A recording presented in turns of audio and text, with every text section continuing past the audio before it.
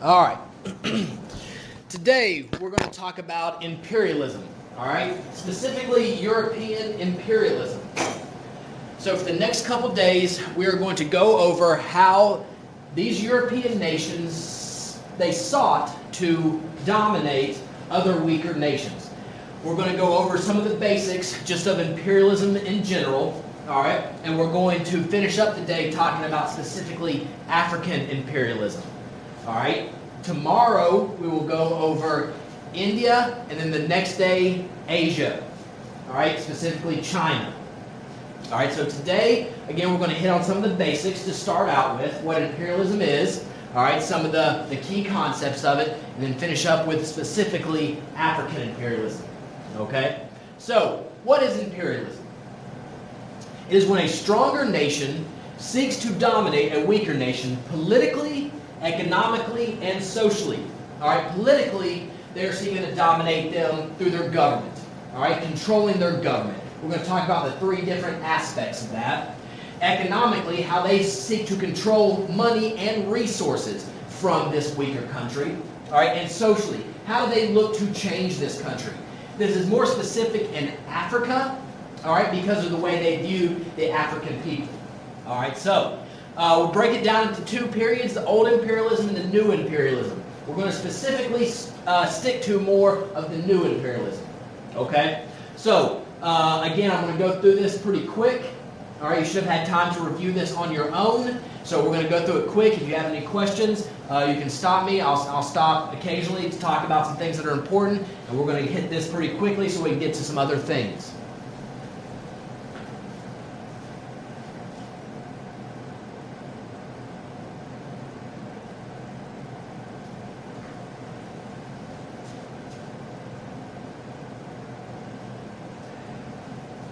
All right.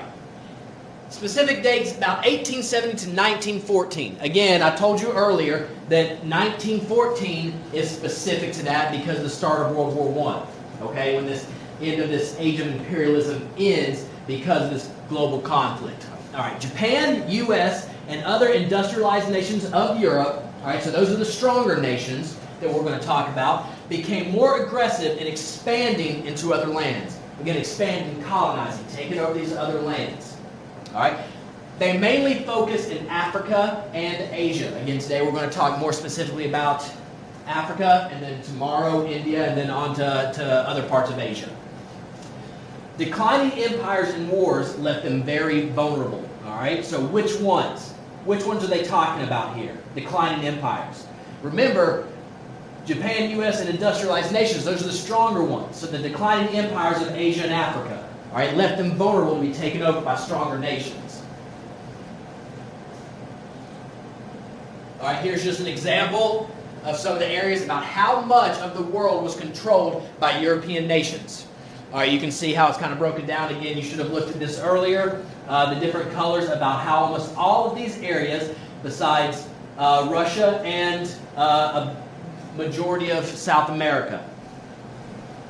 All right, so these are all the lands that were colonized by European nations and U.S. All right, very important. What were the causes of the new imperialism? First thing, which is always a big one, economics. All right, a lot of people don't do anything, all right, for any other reason except for money. All right, politics, social, cultural, all of these things. Yes, those play an important role, but most things have to do with that almighty dollar, right? How are we going to make money off this situation? All right, so a key cause is economic reasons. So remember, we just got done talking about the Industrial Revolution. So these countries, again, that was important in that first slide, industrialized nations. That's how these nations got stronger. All right, they got stronger because of being industrialized. Remember, having factories, mass-producing products.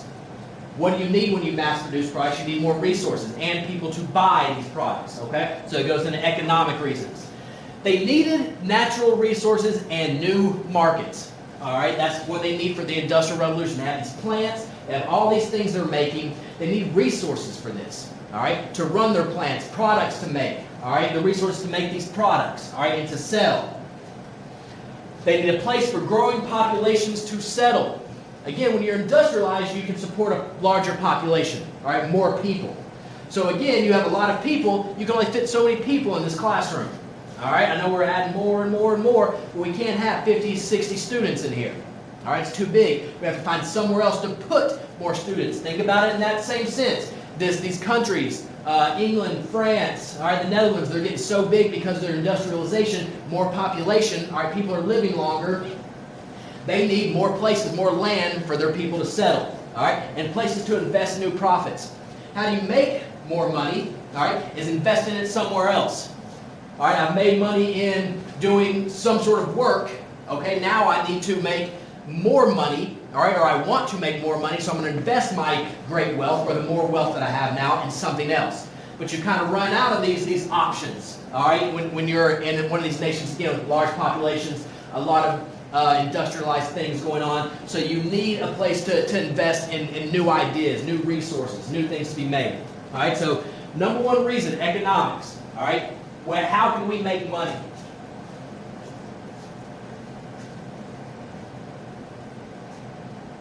Political. We need bases for trade and military ships. How are you a strong nation? How are you dominant? All right, having a large military. All right, being able to control people through your military. So you need a place to put these people, to regulate the world more as it is, okay? Power and security of a global empire, because again, are you that strong as a nation if you can't influence this other nation politically? All right, if you can't get them to do the things that you want them to do, all right, opening up trade ports. If you own this country, right, you can open up trade ports, all right, or if they're the same politically as you. Again, this is one of the things we're going to talk about with the Cold War, all right, and communism. People band together against communism that aren't communists. The communists band together against all other sorts of economic and government styles. All right, so you need to influence people globally and have a strong spirit of nationalism. The more people you can get to identify as your country of origin, the stronger you are. All right, if you can get more people to say, yes, I'm an American. Remember, we've talked about nationalism over the past few months, right? It's very important to know what nationalism is. All right, we've talked about it a lot. So being strong in your spirit of being proud of what country you're from, all right, you're more powerful the way that you can influence people and the way you can get them to identify as who you are.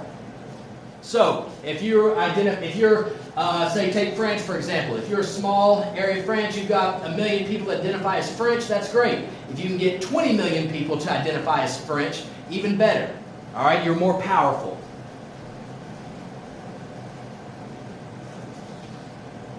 And social. All right, this may be one of the most important ones from the other ones, just the fact that if you can change things socially, all right, into the way that you want them, it changes more things nationally and economically for you. All right, so one thing, again, spread of Christianity. All right, so sending out missionaries to spread your religion. We talked about that earlier. Is that important for a lot of reasons? No. But we talked about gold, glory, and God, right? The reasons for exploration. When people start exploring, it's a lot better to say, hey, we went to this country, all right, we went to this new area to make sure these people's souls were saved, to teach them Christianity so they're saved in the afterlife, right? You're doing humanitarian work. You're doing great things. It's not so great to say, hey, we went there to take all their resources and enslave their people. All right, that's not good to say. All right, it doesn't make you sound good as a country. Even though you might have done that when you went to spread Christianity, all right, it sounds better to say that's the reason we went. All right, it doesn't sound so good to say we went there for gold and glory. It sounds better to say we went there for God. Share Western civilization. Why? Because in their mind, especially this time, we're smarter than you. We're industrialized. We're powerful because we're better than you. Right? If you guys were stronger than us, you would have these better things. All right? If you were smarter than us, you would learn to be industrialized first. You would learn how to great military and a great government. But you didn't. We do. All right? So we need to share our civilization so you guys can be as good as we are. And believe that Western ways are the best. Leads to an example of racism. All right? Again, goes back to what I just said. If you can say that we are better than you because we have all these things, right? We have a strong economy, a great government, all right? Freedom of religion, freedom of press, of speech, all these things. We don't oppress our people. all right, great economy, all of these things, all right, you're not as good. All right, you guys are still living in tribes. You guys are worshiping all these spirit animals and all this stuff. You guys have no economy, no government. We're obviously not as good as us, which leads to this idea of racism. All right, we're going to go into social Darwinism. All right, so if anybody remembers from science, all right, who was Charles Darwin? All right, so Charles Darwin had this theory of evolution, right? Survival of the fittest. So we put that into social Darwinism. This has to go with animals and beings, right? Survival of the fittest. If you can survive and adapt, all right, you're going to outlive, or you're going to not perish and die out like the rest of these beings, these animals that haven't adapted. Okay, so social Darwinism, putting the same thing as a social climate. Survival of the fittest between nations, between people. Again, what we talked about. We're industrialized. We have a great government, a great economy, so we are better than you. Plus, it leads to when we want to take over more countries. Hey, if we can take over more countries than you, all right, if England can take over more countries than France, well, guess what? They're going to survive, right? We're better than you. We're the stronger one. All right, so this idea of social Darwinism, survival of the fittest, all right, competition between nations. It is natural. All right? This is not my words. This is this theory of social Darwinism. It is only natural for stronger nations to dominate weaker ones. Why? Because in this theory, they're better. We got stronger because we're better than you. All right? So it's just natural evolution, right? That a stronger nation is going to take over weaker ones.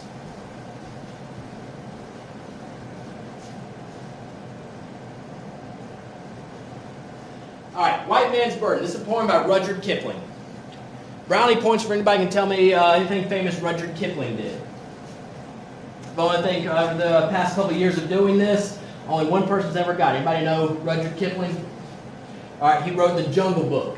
All right, most of you know what The Jungle Book is. So he writes The Jungle Book. He's a British guy living in India at the point. The British Empire control India. All right, so a lot of British people are living there at the time. He writes a lot of books about India. Okay, so he writes The Jungle Book. He writes this poem which basically offers justification for imperialism, for taking over another country.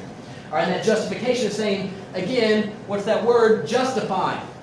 This poem justifies, hey, we took over this country because, all right, all these things, all these good things. All right, and again, in their words, I'm not saying they are good things, but in his mind, hey, we did all these good things, so that's why we had to take them over. All right, the basis of this poem is white imperialists had a moral duty, all right, to educate less developed people. And this is important in your next thing that we're going to do after I get through with these slides. We are going to go over White Man's Burden. It's going to ask you a few questions about that, okay? So, what he is saying throughout this poem is, it is basically our duty to educate these lesser people, all right, to give them a strong economy, to give them the right religion, to give them the right government, all right, political styles, to give them the right culture. Because obviously we got strong, right? We got rich and strong and powerful. So it's our duty, because if we just sit back and let these tribal people in Asia and India, all right, and Africa that don't have these great economies and politics and culture, if we just sit back and let them keep doing their own thing, we're not doing right? We're not doing good as these strong, superior white guys. So the whole thing about this is it is our moral duty. Remember, moral is right and wrong. It is the right thing to do to educate the less fortunate. All right, they want to spread Western ideas, customs, and religions to people in Africa and Asia.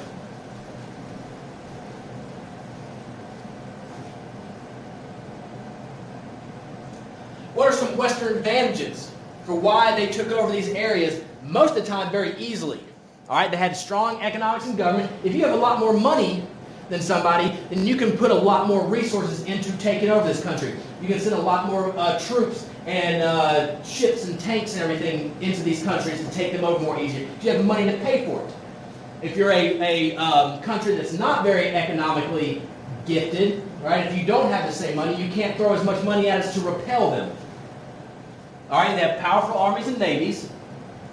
They had superior technology. We have some examples here. All right, it's a lot easier to take over people that are fighting with animal skin shields and spears, all right, these aren't going to put up much of a fight against this gun, all right, these Gatling guns.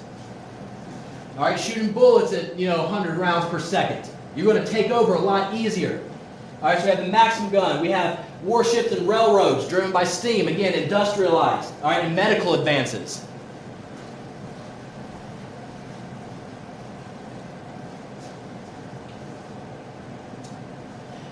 Three forms of imperial control. These are important to know. All right, they're going to ask you about this a lot on your test. Forms of imperial control. One being a colony. All right, they are governed internally by a foreign power.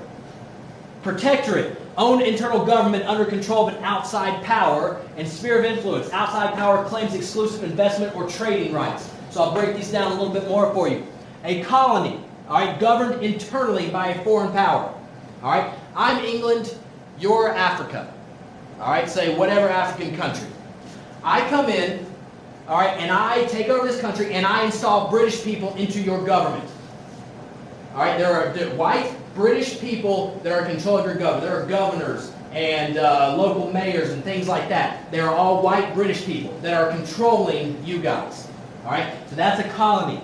A protectorate is own internal government under control of an outside power. Again, your African country, I'm Great Britain. All right, I'm the British. I come in and take you over, right? You belong to me. I control you, but I'm letting you guys choose who's going to be in your government. Right? So your people of your African nation are in your government, right? They're your own governors. They're in charge of your local businesses and things like that. All right. So again, you're controlled by somebody, that outside force, but you're letting your own people control your government. That's how it's different than a colony. And a sphere of influence. Outside power claims exclusive investment or trading rights. Again, you kind of go in, you don't so much take it over. Again, we're going to talk about this a lot with China and more specifically Japan. When you come in and say, hey, we're not exactly in control of you, but we can be, right? Because we have all these superior advantages, so we can be in charge of you. All right, and we are going to control you. More specifically, you have to invest your money and resources with us, all right, and only trade with us, all right, or people that we are allied with. All right, so that's the differences. And again, we'll talk more about these specifically when we get to China and Japan. All right, Africa before the imperialism. You have all these things that made them. These were disadvantages, and we'll talk about some more disadvantages. All right, they were divided into hundreds of ethnic and linguistic groups. They weren't combined together, all right, to fight off a power. So if you have a nation, all right, say you're a nation, right, and you guys have your own political and economic and cultural identity, all right, you have your own identity, you have your own identity, you have your own identity, and you guys don't really like each other, you guys aren't going to band together to fight me off when I come in and take control of you. Okay? So they were completely different from each other. We talked about this earlier with ancient Greece. When we talked about how Greece, they finally fought off the Persians, all right, and created the Delian League because they were just city-states that had their own different identities. All right, they weren't banding together. How did they finally fight off this great force of the Persian armies? By banding together with their resources, pulling their resources and economy, and identifying more as Greek than just their city-states. That's kind of the same thing. They didn't end up banding together. They're a mixture of large empires and small independent villages. They practice traditional beliefs. Again, different from Christianity. Traditional beliefs are more of these like spirit and polytheistic beliefs. Others practice Islam and some Christianity.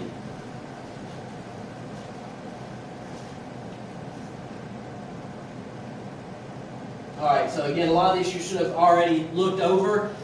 We're talking about how this kind of first gets started in Africa. You have this guy, David Livingstone, to go and explore sub-Saharan Africa. Remember, it's below the Saharan Desert. We talked about that with the African trade empires. Sahara's the top. That was already kind of explored, right? People already knew about North Africa. No one had went any farther than the Sahara Desert, all right, farther south. He goes in and explores this and finds it has a lot of these great resources that you can use, all right, in Europe.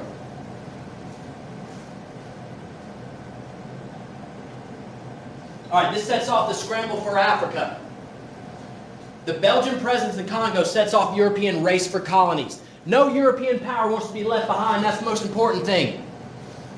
Again, if you're France and you go down and take over a bunch of areas down here and you're getting rubber and diamonds and ivory and wood and coal and things like that to boost your economy, again, survival of the fittest.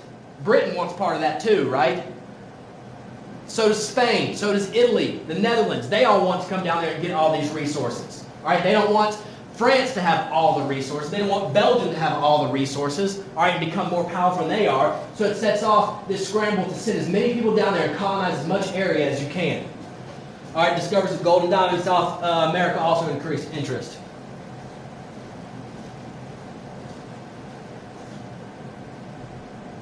Berlin Conference. All right, it's a conference that the European powers set up for rules of colonizing Africa. Any country could claim land. All right, they divided Africa with no regard for ethnic or linguistic groups. No African rulers attended. So basically, all these Europeans got together, all right, and decided how we were going to break up these African countries with no regard for what they thought. All right, which again leads to ethnic and linguistic groups being separated, which has caused a problem even to this day. All right, even to this day, because of how these lines were drawn and different ethnic groups being in the same country, has caused civil war for 100 years. By 1914, only 2 countries remained independent in Africa.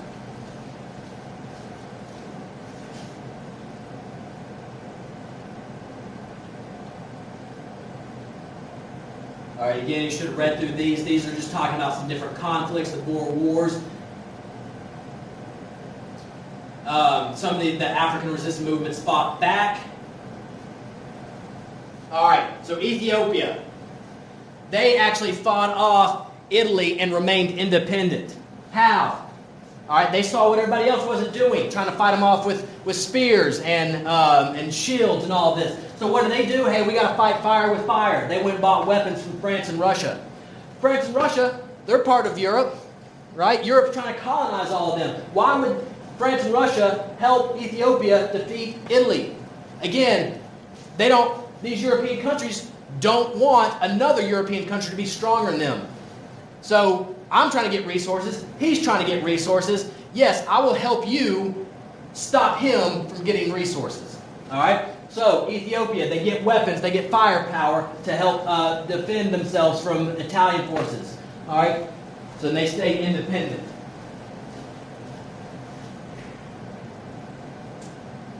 Like we talked about with the age of exploration, there are positive and negative impacts, all right, of being colonized.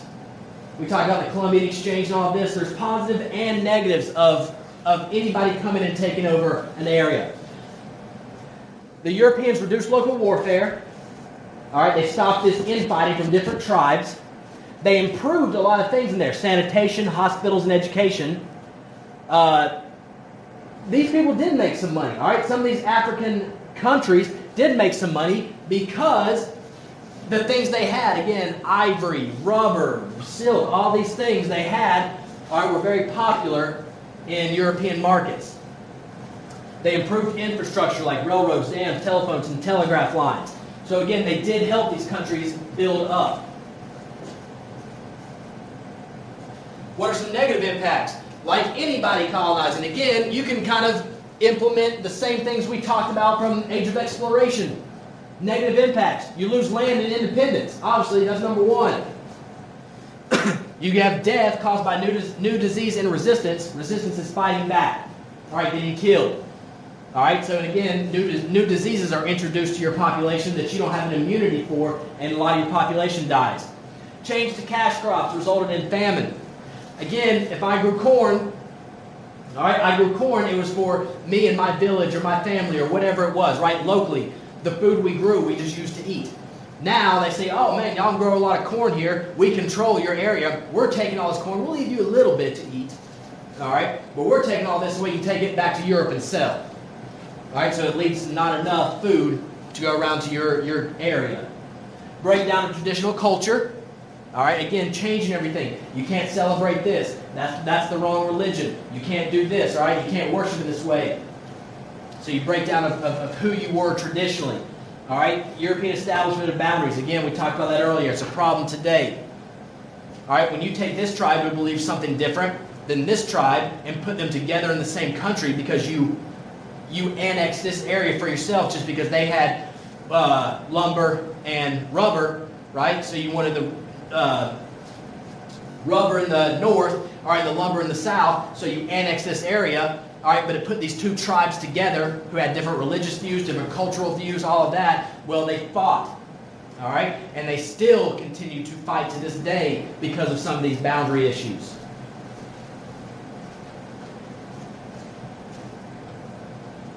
All right. So, what we're going to do right now, talk about motives for imperialism. All right, you have an acrostic. We've done these before. Empire. All right, you have these sheets that I've given to you before class started. All right, so you have E-M-P-I-R-E. They each stand for something. What you're going to do is you are reading each one of these. E is for exploratory. P, political. I, ideological. Religious and economic.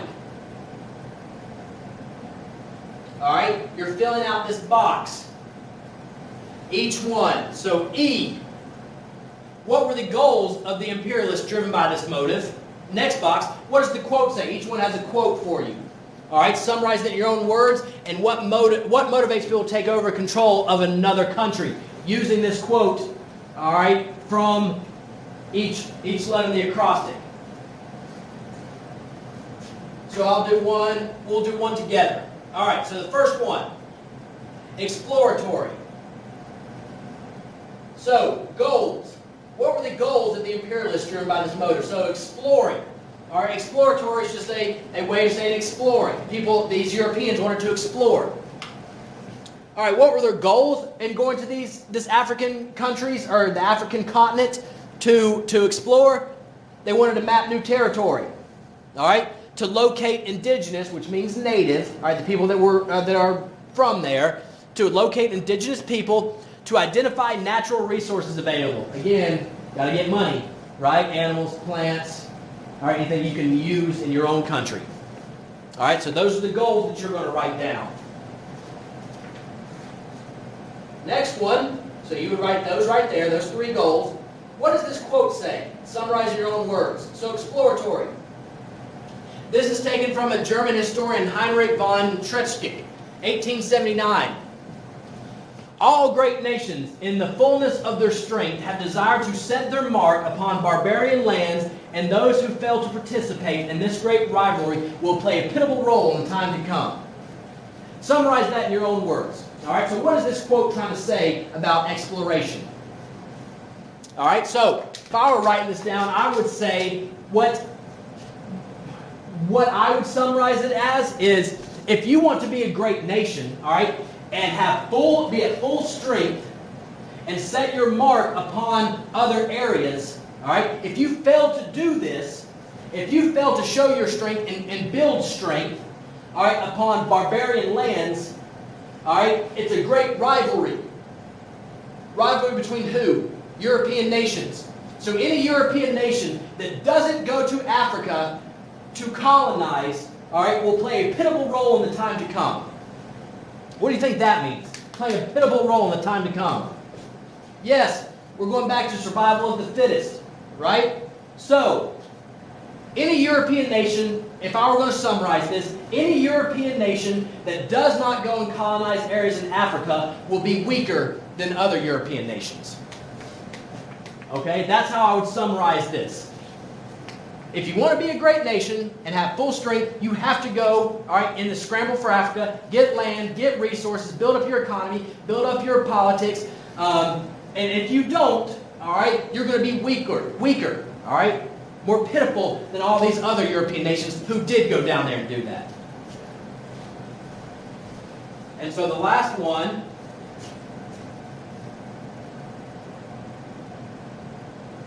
what motivates people to take control of others? All right, so write your answer using the quote. This one's pretty simple. All right, again, you can write it any way you want, but if it were me, I would write something about what motivates them. Motivating them to be stronger than any other European nation. Because that's what this quote is talking about. If you don't go down there, you're going to be weaker than all these other nations. These other European nations are going to get stronger. You're going to get weaker. So what motivates them? We don't want to be weaker than these other European nations. That's our motive for doing this, according to this quote. All right? So there's the first one done for you. So you have to do the rest of them on your own. All right, and I'll give you guys, I think about 20-ish minutes, okay, to go ahead and do that. And then we're going to move on. We're going to end up with some DBQs. All right? So go ahead and get started. About 20 minutes. If you have any questions, I'll come by and help.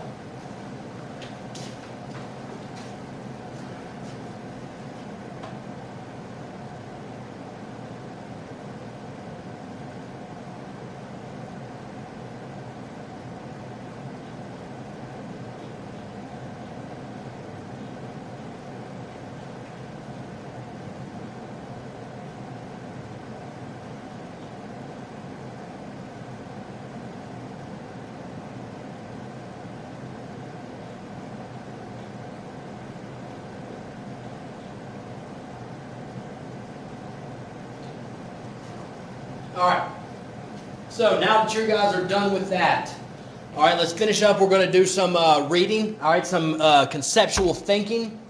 We're going to talk about some of these DBQs. All right, so again, you guys have your paper with this on here online. I've given you paper to write on in your notebooks.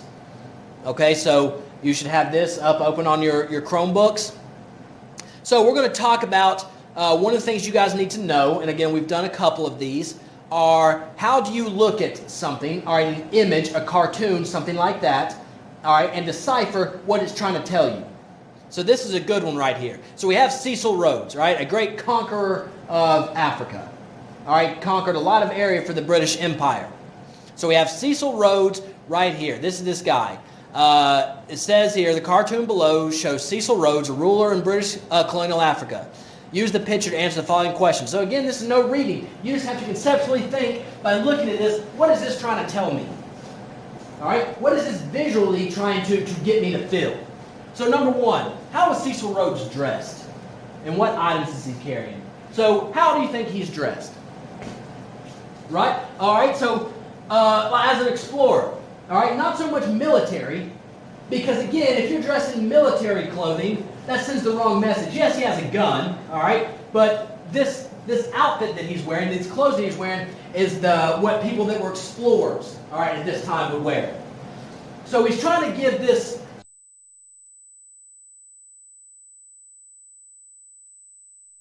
dominance and might in a negative way. We send our military in there to take over this area.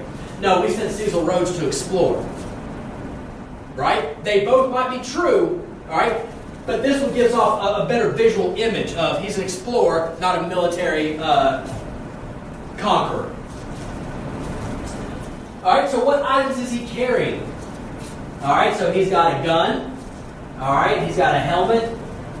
Again, a lot of this is going to show what? Him exploring, but also the British might. All right, I have weapons. Okay, I am industrialized. I have better weapons than you. I am stronger than you. He is stronger than the continent of Africa. All right, it goes also by how he's standing, right? He's covering all of Africa. All right, this is mine.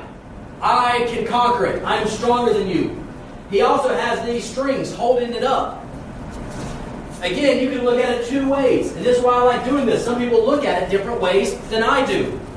When I first saw this, all right, my first initial thing was, hey, he has these strings holding it up, like he is propping up Africa, right? Hey, you guys would fall apart if it weren't for me. All right, I'm holding it up. Because of me and my resources, things I can do for you, I'm keeping Africa up. Okay? Somebody, all right, about 2 years ago, said they thought it was like the puppet strings, right? Like how he's controlling them with the strings, right? Making them do what he wants, which is a very good way to look at it. Again, people see things differently. I never thought about that, but that makes a lot of sense. All right? What is he standing on? He's standing on Africa. That one should be pretty simple, right? I control it. I'm above it. Okay? He's not holding it up like Africa is above him. He's standing on it. All right? He has defeated Africa. He has defeated the people of Africa. Based on this picture, how do you think Cecil Rhodes viewed the continent of Africa? Pretty weak. Right? Cecil was pretty weak. Again, it's the same reasons. I'm standing on them. I'm propping them up, or I'm controlling them. Okay? They are a weak people, and I've controlled them. I have dominated them.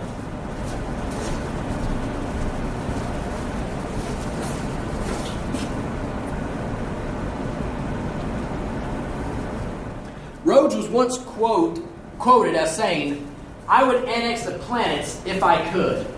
What do you think he meant by this?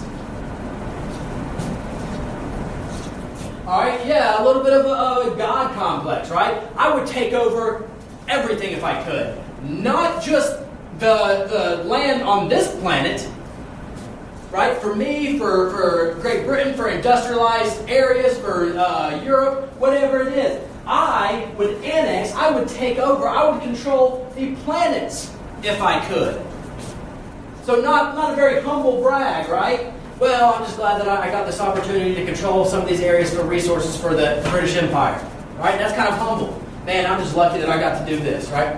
No, he's saying, hey, I took over all this area. I would take over every piece of land in America or in the world that I could. All right? Not only that, I wouldn't even stop there. If I could, I would colonize and take over all the planets. Okay? So again, he's basically saying his superiority. All right? The British superiority. I would take over everything, even the universe, if I could.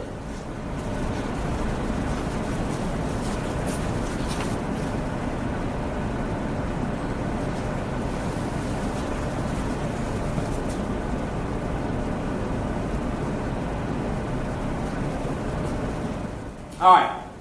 So, last one we'll do is White Man's Burden. I told you we would look at this poem later on. All right, so reading this one right here. Different motives for new imperialism, the White Man's Burden. Some Westerners felt that it was their responsibility to help civilize the savages, all right, the inhabitants of colonial lands in order to make them more modern and European. Again, we're better than y'all. We've got all this stuff because we're better than you. All right, we're stronger, we're smarter. That's why we have all this stuff. So it's our duty, right? Because we're civilized to help you guys and modernize you because we're going to help you. The English writer Rudyard Kipling, for example, displayed such an attitude in his 1899 poem entitled The White Man's Burden. The first stanza of the poem, which is printed out right here. All right? So here's the first stanza of the poem. Take up the white man's burden. Send forth the best ye breed. Go bind your sons in exile to serve your captives' need. To wait in heavy harness on fluttered folk and wild, your new caught sullen peoples, half devil and half child. Okay? So again, not very flattering. Alright, not very flattering to the people of Africa. Which line of the poem describes non-white people? Alright, there's a lot of them, actually. Alright, there's a lot of them that describes at least what they think. Alright? There's one in particular that actually describes them, but there's a lot of lines you could pick out that say what the Europeans thought of the African people. But which one actually describes them? The last line. Half devil and half child. Right? Is that saying good things about the African people? Alright? Nothing good about that. Alright? If you're an adult, especially, or even now, alright, with teenagers. Alright, you're 15, 16 years old. Somebody said you're a child, you're a half child. Maybe true, right? But it's not giving off a good connotation. Especially half devil. Right? That your soul is wicked. Because why? You don't believe in the same things we do. Alright? You don't have the same religion. You don't believe in God Almighty. So you're half devil and half child. What does that mean? Half child. Not that they're small. Not that they're small people.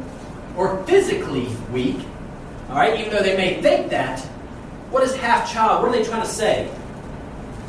Yeah, that you're not smart. Right? That you have a child's brain. that you are mentally superior to them. Well, we have all these smarts, all right? But you're kind of like a child that we have to help. Okay, so that's what he's saying about the African people. Why do you think the author uses these words? Again, I answered that for you. Half devil, half child.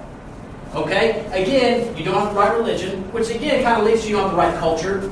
All right? Right social skills. You're not civilized.